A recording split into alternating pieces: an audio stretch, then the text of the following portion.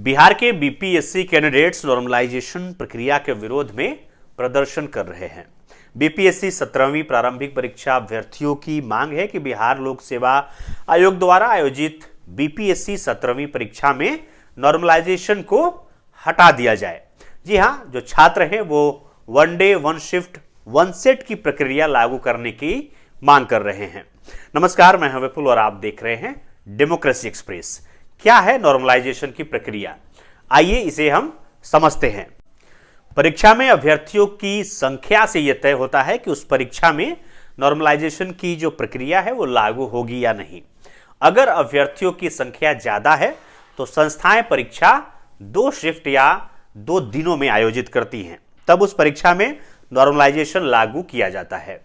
ऐसे इसको ज्यादा बेहतर तरीके से समझा जा सकता है कि 2 पालियों में परीक्षा कराकर सभी अभ्यर्थियों के नंबर को समान किया जाता है। ऐसा इसलिए क्योंकि जब अलग अलग पाली में परीक्षा आयोजित होती है तो प्रश्न पत्र भी अलग अलग होते हैं।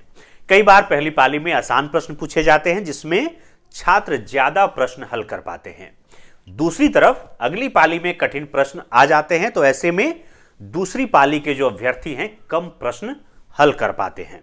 तब परीक्षा आयोजित करने वाली संस्था सभी अभ्यर्थियों के नंबरों को नॉर्मलाइजेशन प्रक्रिया के तहत सामान्य करती है। बीपीएससी कैंडिडेट्स कह रहे हैं कि अभी तक होता रहा है कि एक सेट के ही प्रश्न पत्र सिविल सर्विसेज परीक्षाओं में पूछे जाते रहे हैं। बीपीएससी में भी पूर्व में यही होता रहा है। देश की अन्य सिविल सर्विसेज परीक्षाएं और यूपीएससी में भी यही पैटर्न है। इसमें प्रश्न पत्रों में वही प्रश्न होते हैं, लेकिन 1 से 50 के बीच उनका जो सीक्वेंस है वो इधर उधर होता है। ऐसे में आयोग अब कई सेट प्रश्न पत्र की बात कर रहा है।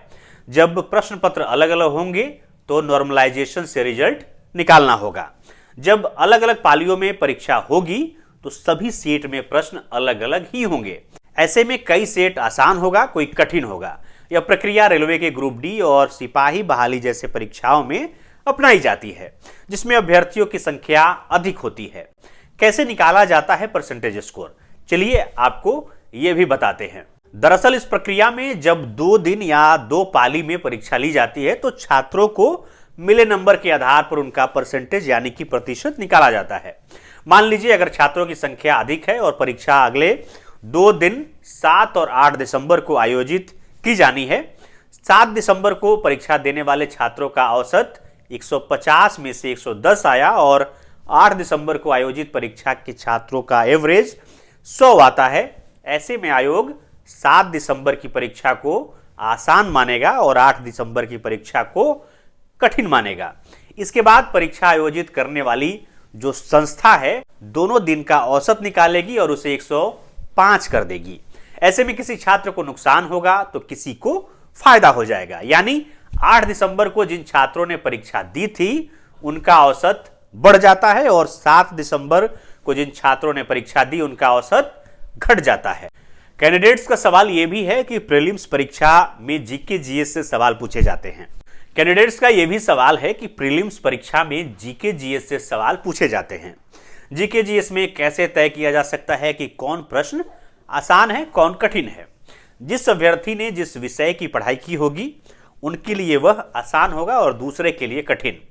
किसी प्रश्न पत्र में भूगोल के प्रश्न कठिन पूछे जाएंगे तो किसी में इतिहास के कठिन पूछे जाएंगे। अभ्यर्थी अगर अधिक अंक लाता है तो उसका नंबर कम हो जाएगा।